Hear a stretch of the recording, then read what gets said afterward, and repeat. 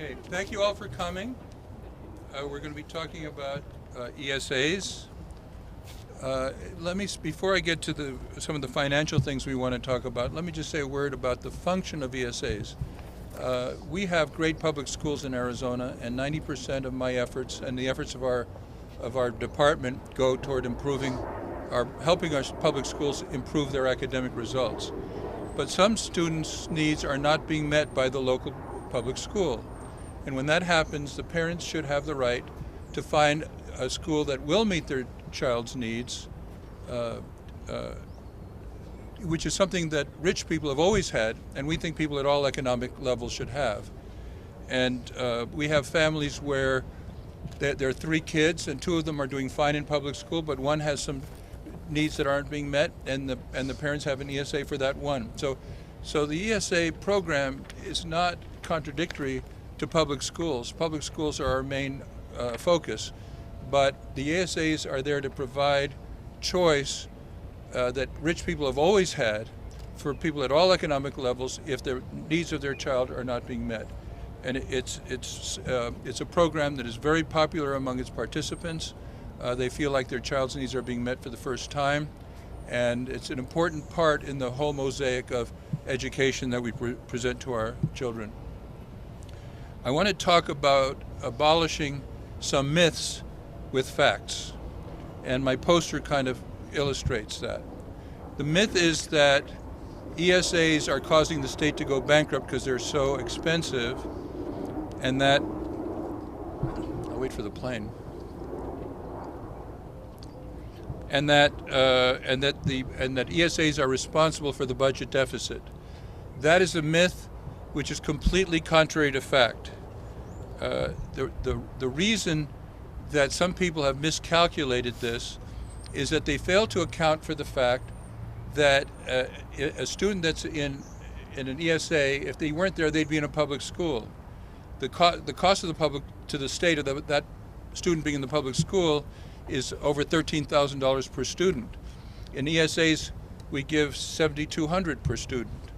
But what's happened is that people have calculated the gross cost without the alternate savings, and when you apply the alternate savings, the ESAs are not costing the state. In fact, all kinds of education, public schools and ESAs, are experiencing a $28 million surplus as projected through the end of the year. We are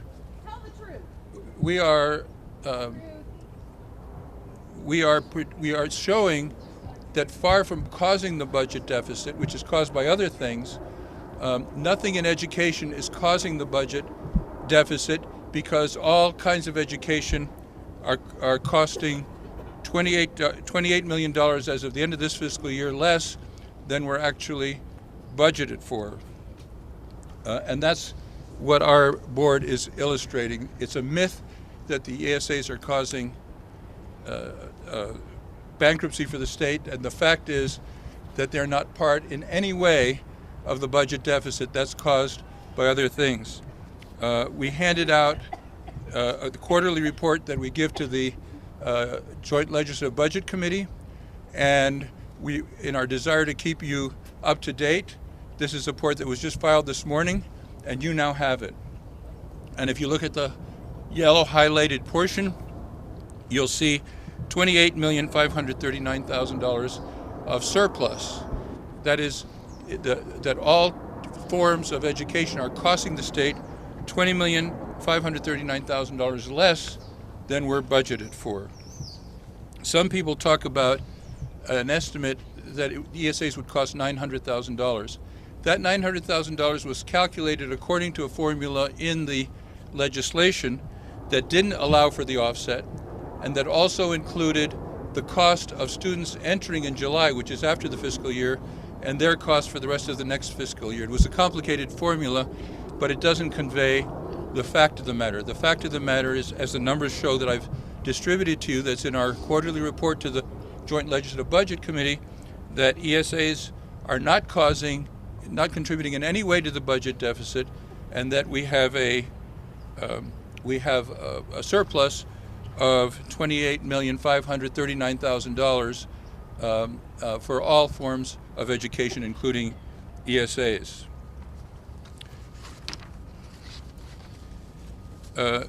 We have a trend that is very favorable because when ESA started, a lot of people that joined had the kids already in private schools. The trend has been away from that, and we can now tell you that 59% of the students that are joining ESAs are coming either from public schools or for kindergarten if they are special ed students who would otherwise be in public schools and costing the state a lot, as special ed takes more than the normal amount of expense. The second myth that I wanted to demolish is that my administration is allowing excessive expenditures. Now, I have some examples. A lot of times that I'm accused of that, including from the people from SOS that are here with us. They talk about excess expenditures that were made by the prior administration, and I've cracked down on those. And in fact, because I cracked down, I want every expenditure to be valid educational expenditure and consistent with the legislation. I had demonstrations against me in the call to the public in state board meetings, meeting after meeting, 40 or 50 people taking turns attacking me because they preferred the previous administration's lax attitude. But I will not allow any abuse to occur to the system. I have ignored advice from a number of people, including an article in National Review magazine that suggested that we shouldn't check every request. We should do it on a spot basis, the way they do with the IRS, so that we could process it faster. And I've rejected that. I've insisted that we check every single request. And as a result of that, in the first quarter alone, we rejected 12,200 requests. We've sent 7 collection cases to the State Board of Education and the Attorney General, and 7 account holders and canvassing 10 ESA accounts directly to the Attorney General for probable fraud. I am determined, I'm the former Attorney General. I'm determined that every single expenditure will be a valid educational expense and will be in conformity with the legislation, and people preferring the old lax system have been protesting against me, but I'm not going to give in to that. And in addition, we've suspended nearly 2,200 ESA accounts because our research showed that they were already enrolled in the public schools. That saves the state $20 million.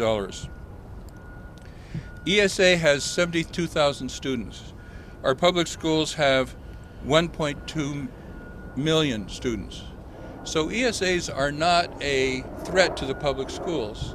What they do is fill a need in the mosaic of education, as I mentioned earlier, where families might be doing fine with the public schools with some of their kids, but one kid needs something different, and that need should be met.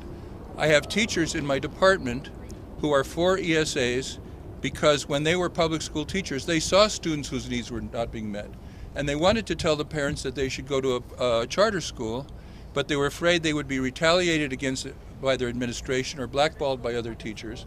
And so they're happy now that the parents are learning that they have choices, and if a student's needs are not being met, that student's needs should be met.